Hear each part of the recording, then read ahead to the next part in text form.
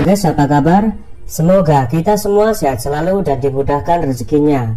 Kali ini saya membahas alur film di masa Perang Dunia Kedua berjudul Midway yang rilis pada tahun 2019. Film yang berdasarkan dari kisah nyata sebuah pertempuran sengit antara armada laut Amerika melawan Jepang di lautan Pasifik. Pertempuran Midway menjadi salah satu pertempuran laut terbesar sepanjang sejarah umat manusia dan menjadi titik balik Amerika atas dominasi Jepang di wilayah Pasifik. Sebelum masuk ke alur ceritanya, silakan jauhi keramaian, ambil posisi rebahan, dan inilah alur cerita film Midway. Di awal film kita diperlihatkan di kota Tokyo, Jepang pada tahun 1937. Seorang perwakilan dari intelijen Angkatan Laut Amerika yang bernama Edwin Layton bersama perwakilan lainnya sedang melakukan kunjungan persahabatan. Dalam pertemuan itu juga dihadiri Laksamana Yamamoto untuk membahas tentang kemungkinan perang yang bisa terjadi di masa depan. Yamamoto mengungkapkan bahwa dirinya tidak menyukai jika harus terjadi peperangan antara Jepang dan Amerika.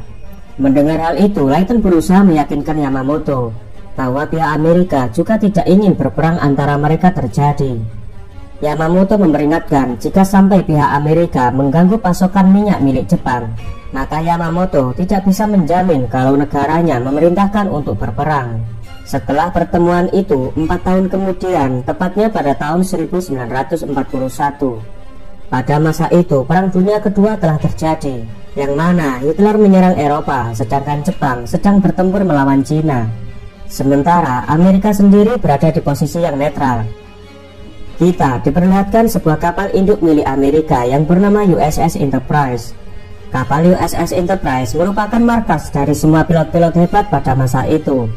Di sini kita juga mulai diperkenalkan dengan seorang pilot yang bernama Dick Bass yang baru saja kembali dari misi pengintaian. Di atas kapal, Dick Bass bertemu dan berbincang dengan sahabatnya yang bernama Dickinson. Dickinson mengatakan kalau dirinya sedang bersiap dipindahkan ke Pearl Harbor dan dia akan bersiaga di sana.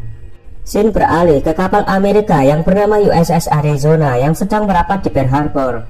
Di sini kita diperkenalkan dengan seorang tentara bernama Roy yang merupakan sahabat dari Dick Bass dan Dickinson. Pagi hari itu Roy sedang menegur anak buahnya karena terlalu santai dalam bertugas. Namun setelah itu bencana pun terjadi. Tiba-tiba pasukan udara Jepang menyerang dengan tembakan dan bom yang mulai dijatuhkan ke semua kapal yang berada di Pearl Harbor. Pasukan Amerika yang tidak siap dengan serangan Jepang hanya bisa bersembunyi dan melarikan diri. Serangan udara Jepang yang sangat mengerikan membuat tentara Amerika benar-benar lumpuh tak berdaya. Sementara Roy bersama anak buahnya yang tersisa berusaha menyelamatkan diri dari kapal mereka yang mulai terbakar. Namun sayangnya Roy tidak berhasil selamat. Dia harus terbakar dan tenggelam bersama kapalnya. Dickinson yang baru saja tiba di Pearl Harbor langsung melapor penyerangan yang terjadi kepada kapal induk USS Enterprise. Tak lama pesawat yang dinaiki Dickinson juga tak luput dari serangan udara Jepang. Karena pesawat yang dinaikinya mulai terbakar, Dickinson harus melompat menyelamatkan diri. Pagi hari itu, Layton yang akan berangkat menuju kantornya. Ia dikagetkan dengan pemandangan yang mengerikan yang terjadi di Pearl Harbor. Setibanya di kantor, ternyata serangan Jepang juga masuk ke dalam kawasan kantor mereka. Di tengah kekacauan itu, Layton segera menyuruh anak buahnya untuk mencari titik koordinat letak keberadaan armada Jepang. Keesokan harinya, kapal USS Enterprise telah sampai di pelabuhan Pearl Harbor. Semua kru sangat terkejut melihat pemandangan mengerikan bekas serangan Jepang. Terlihat jelas kapal perang Arizona beserta kapal lainnya telah hancur. Sesampainya di pelabuhan, Dick Bass bertemu dengan Dickinson yang ternyata berhasil selamat dari serangan kemarin. Lalu Dick Bass menemui istrinya untuk menenangkannya yang dilanda kecemasan. Mengingat situasi yang kini sedang memanas, Dick Bass mengatakan kalau dirinya tidak bisa pulang karena kapalnya hanya singgah untuk mengisi bahan bakar. Mendengar berita kematian Roy sahabatnya, Dick Bass menuju rumah sakit. Sesampainya di ruang jenazah, Dick Bass memberitahu ciri-ciri sahabatnya yang menggunakan cincin persahabatan. Dick Bass sangat terkejut melihat salah satu jenazah menggunakan cincin yang serupa dalam keadaan yang mengenaskan. Setelah kemenangan besar yang terjadi di Pearl Harbor, para petinggi Jepang mengadakan pertemuan untuk membahas langkah Jepang selanjutnya. Yamamoto menyarankan agar Jepang melakukan serangan berikutnya ke kapal induk Amerika. Karena Yamamoto khawatir jika peperangan panjang sampai terjadi, kemungkinan negaranya akan kalah dari Amerika. Laksamana Yamamoto berinisiatif memerintahkan bawahannya untuk membuat rencana penyerangan ke pangkalan milik Amerika yang terletak di Midway. Sedangkan Amerika yang tidak mau tinggal diam dengan kekalahan di Pearl Harbor, Presiden Amerika menunjuk seorang komandan yang bernama Chester William Nimitz untuk memimpin serangan balasan terhadap armada Jepang yang berada di perairan Pasifik. Amerika berharap Komandan Nimitz mampu membuat strategi menghancurkan Jepang sebelum mereka melakukan serangan selanjutnya. Tentu saja itu bukan hal yang mudah. Akibat serangan kemarin, kini Amerika kekurangan armada laut dan udara. Setibanya di kantor, Nimitz langsung membuat rencana serangan balasan ke pangkalan udara Jepang di Kepulauan Marshall. Layton mengatakan jika sebelumnya dia telah memperingatkan komandan terdahulu mengenai kemungkinan Jepang akan menyerang Pearl Harbor. Namun komandan yang bertugas saat itu tidak mempercayai dirinya. Singkat cerita, kapal perang USS Enterprise telah sampai di perairan Pasifik untuk menyerang Kepulauan Marshall. Komandan Kloski yang ditunjuk sebagai pemimpin pasukan mulai merencanakan strategi. Dia memerintahkan skuadron D-Base menyerang pangkalan udara Jepang, sementara pasukannya ditugaskan untuk menyerang pelabuhan. Singkat cerita, Kloski, D-Base, serta pasukan lainnya sudah sampai di area Kepulauan Marshall, dan pertempuran sengit pun terjadi.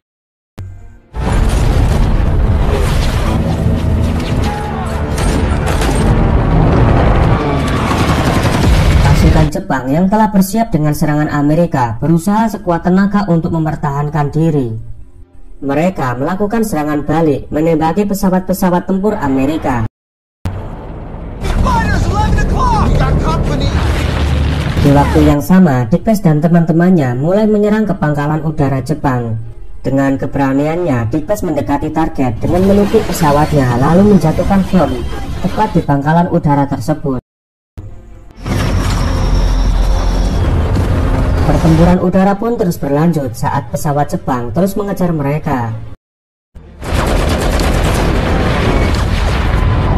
Tetapi dengan kegigihan Mary, satu persatu pesawat Jepang berhasil dikalahkan.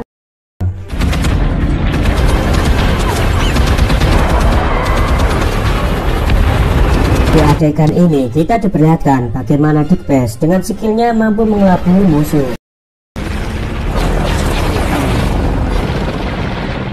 Hingga akhirnya mereka pun berhasil selamat menuju kapal induk Enterprise. Namun tak lama setelah itu, Jepang dengan pesawat pengebomnya melakukan serangan balasan ke kapal Enterprise. Beruntungnya kapal Enterprise berhasil menghindari serangan tersebut. Karena serangannya telah gagal, satu pesawat Jepang balik arah. Di momen ini, Jepang yang terkenal dengan pasukan berani mati atau kamikaze berusaha menabrakkan pesawatnya langsung ke kapal Enterprise. Hingga seorang pemuda yang bernama Bruno melakukan aksi yang sangat di luar dugaan. Dia berlari ke arah pesawat, menembaki pesawat Jepang itu sampai hancur.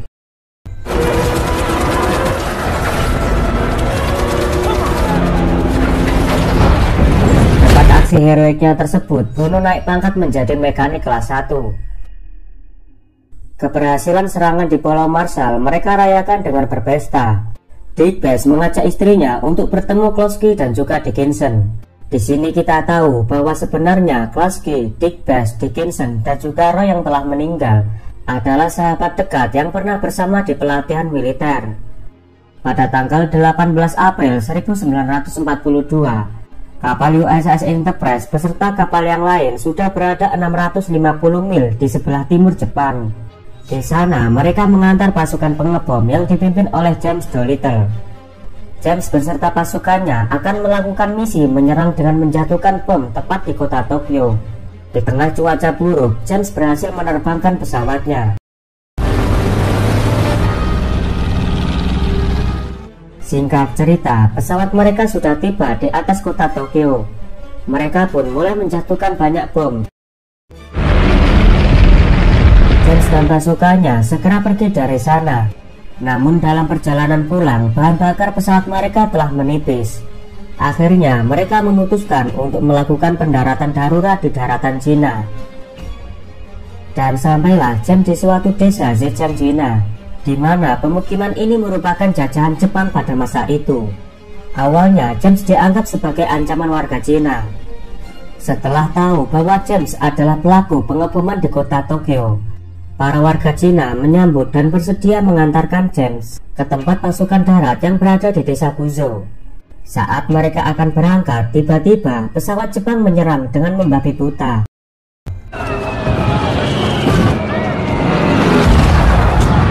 Di sana, James mulai menyadari ternyata Jepang melampiaskan penyerangan James kepada warga sipil di wilayah jajahannya, sehingga para warga sipil terkena imbasnya.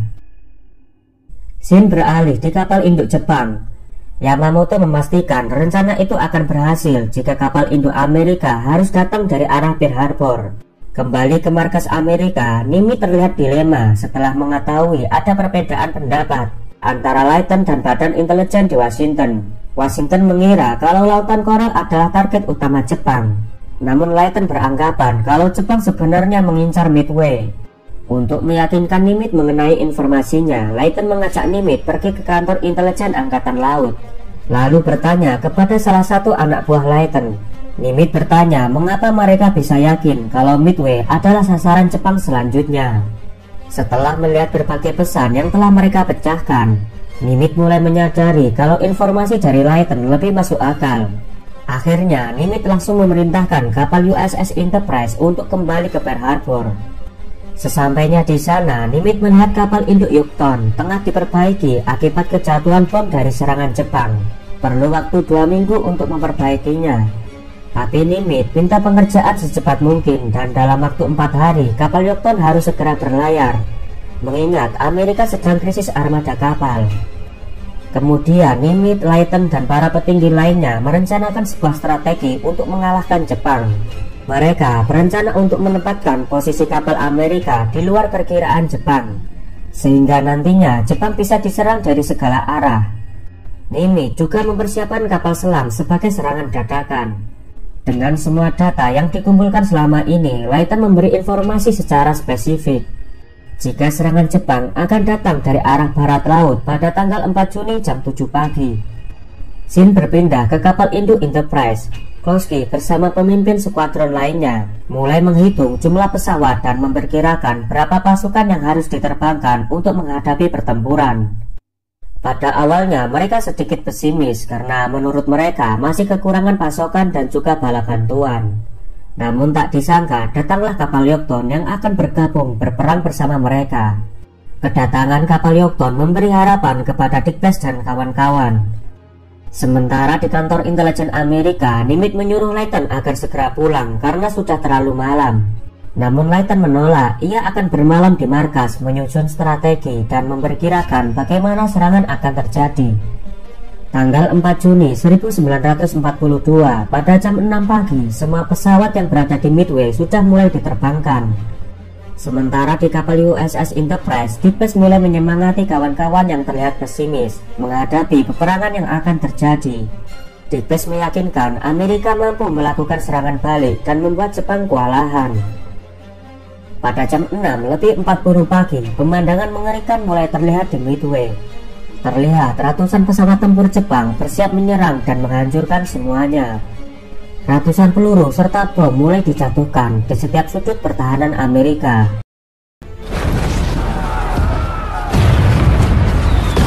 Tanpa Jepang sadari kalau semua serangan itu hanyalah pengalihan. Pada jam 7:10, Nimitz langsung memerintahkan pasukan udara memberi serangan dadakan pada armada laut Jepang. Dan akhirnya peperangan sengit pun tak bisa terhindarkan antara pasukan udara Amerika melawan armada laut Jepang.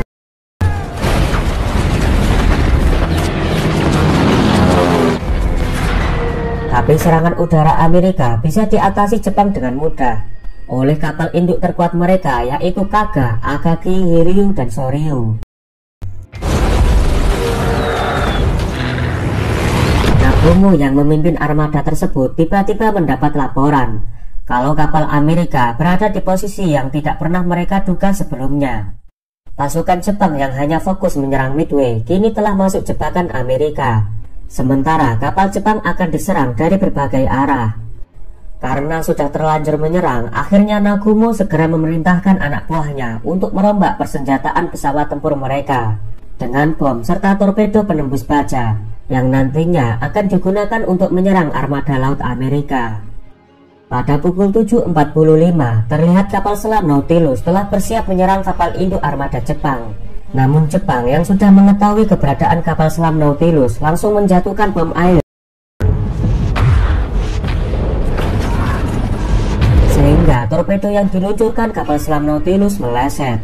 Setelah serangannya gagal, kapal selam Nautilus kembali mengatur strategi. Sementara itu, di kapal induk USS Enterprise, Dick Bass bersama para pilot lainnya mulai lepas landas untuk melakukan penyerangan ke kapal induk Jepang. Sebelum kedatangan Dick Bass, pesawat Amerika terus menyerang kapal induk Jepang, namun serangan mereka belum mampu membuahkan hasil. Sementara di kapal induk Jepang, semua pesawat tempur belum selesai dirombak senjatanya. Pada saat itulah Dick Bass mendapat kesempatan mulai melakukan serangan.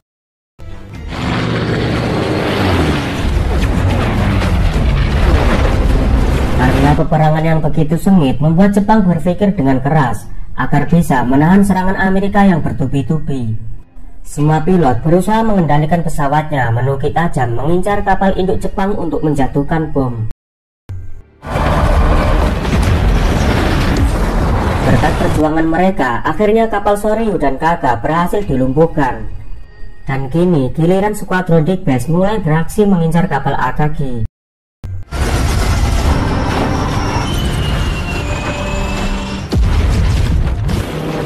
Ini pasukan Amerika telah berhasil menghancurkan 3 kapal induk Jepang. Ternyata keputusan Jepang melakukan perombakan senjata berakhir dengan fatal, dan akhirnya 3 kapal induk Jepang telah hancur. Pada pukul 4:30 sore, Laksamana Yamamoto mendapat kabar tentang kekalahan 3 kapal induk Jepang serta kematian Nagumo. Mendengar kekalahan itu membuat Yamamoto emosi. Dia justru memerintahkan Yamaguchi yang mengomandoi kapal Hiryu untuk menyerang dengan segala kemampuannya. Sementara kini Dick Bass telah sampai di kapal induk Enterprise untuk mengisi bahan bakar. Dick Bass dan Kloski mendapat tugas terakhir untuk menghancurkan kapal Hiryu. Namun Kloski tidak bisa melanjutkan pertempuran karena dia tertembak di bagian lengannya. Dengan terpaksa Dick Bass menyelesaikan misi itu, meski paru-parunya tengah terluka akibat kebocoran oksigen. Dick Bass kembali melakukan serangan untuk menghancurkan kapal Hiryu. Tapi kali ini Dick Bass mendapat perlawanan sengit dari pesawat tempur Jepang.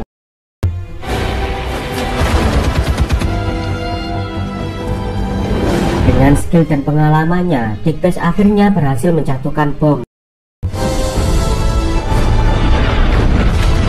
Setelah kekalahan besar itu, Yamamoto mulai mempertimbangkan kembali keputusannya dan lebih memilih untuk mundur daripada harus kehilangan semua pasukannya. Mengetahui kemunduran Jepang membuat Nimitz, Whiten, dan para petinggi lainnya merasa lega, karena pertempuran sengit di Midway telah berakhir dan berhasil memberi kemenangan yang indah bagi negaranya Amerika. Dengan perjuangan yang tak kenal lelah dan juga rasa saling percaya di antara mereka, sebuah peperangan yang mustahil dimenangkan ternyata bisa dilakukan. Berkat aksi heroiknya, Dick Bass mendapat penghargaan sebagai salah satu pilot yang berhasil menghancurkan banyak kapal induk. Dan setelah itu, Dick Bass tidak lagi menerbangkan pesawat karena paru-parunya terluka karena peperangan. Yamamoto sendiri tertembak jatuh dan terbunuh di Kepulauan Salomon pada tanggal 1943 setelah intelijen Amerika mengetahui jadwal penerbangan. Pada tahun 1985, Leighton menerbitkan sebuah buku yang menjelaskan tentang jasanya di pertempuran Midway. Bagi yang belum nonton film Midway, sebaiknya nonton langsung karena konten ini hanya berisi spoiler. Oke lur, terima kasih sudah menonton video ini sampai selesai. Jika Anda suka dengan konten ini, jangan lupa tekan tombol like, subscribe, dan aktifkan loncengnya. Kalau sudah, saya ucapkan terima kasih. Sampai jumpa di video selanjutnya.